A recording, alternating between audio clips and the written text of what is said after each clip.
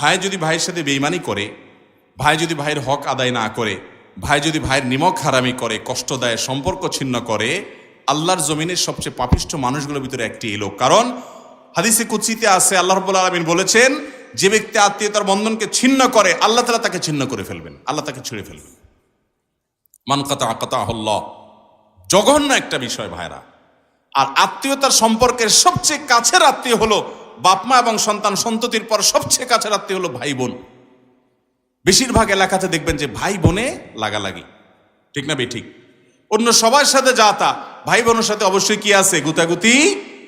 ভাইরা আমার, আপনার ভাই বোন তারা যদি ভুলও করে, আপনি চেষ্টা করবেন আগলে রাখার, সম্পর্ক কখনো যেন ছিন্ন না হয়। আল্লাহ আমাদের সবাইকে সেই তৌফিক দান করুন।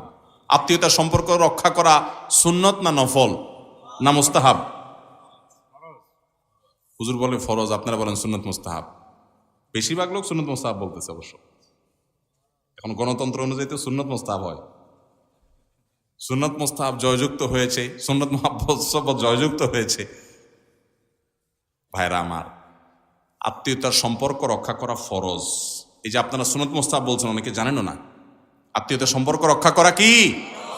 এখন আপনি বলবেন, আমি তো রাখতে চাই, উনি তো এক হাতিকে তালি বাজে, উনি তো ভালো করতে চায় না। এই প্রশ্নটাই হুবহু এক সাহাবী করেছেন নবী সাল্লাল্লাহু আলাইহি ওয়াসাল্লাম, ইয়া রাসূলুল্লাহ, আমি তো আমার আত্মীয়ের সাথে সুসম্পর্ক বজায় রাখতে চাই, কিন্তু সে তো আমাকে ক্ষতি করে, সে তো আমার সাথে সম্পর্ক বজায় রাখতে চায় না।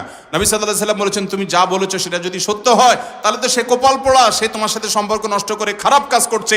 তবে মনে রাখবে, লাইসাল ওয়াসিলু বিল মুকাফি। আত্মীয় তোমার সাথে ভালো, তুমিও তার সাথে ভালো। সে তোমার ছেলেকে গিফট দিছে, তুমিও গিফট দিছো। সে দাওয়াত দিছে, তুমিও দাওয়াত দিছো। এর নাম আত্মীয়তার সম্পর্ক রক্ষা করা নয়। এটা তো যে কারোর সাথেই করবা তুমি, হাল জেজাউল ইহসান ইহসানের মতো।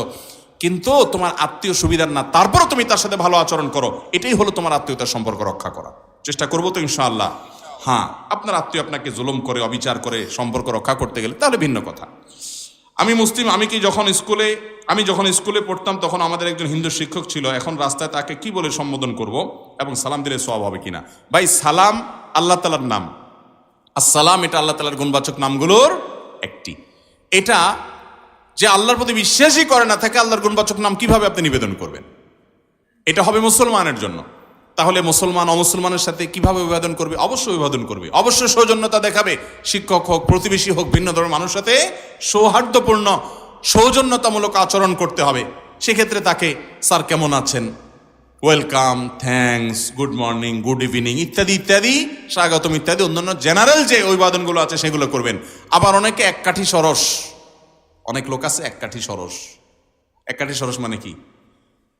ওই হিন্দু ধর্মের আপনার অভিবাদন দিয়া স্যারকে বলে, স্যার নমস্কার স্যার, আছে না নাই?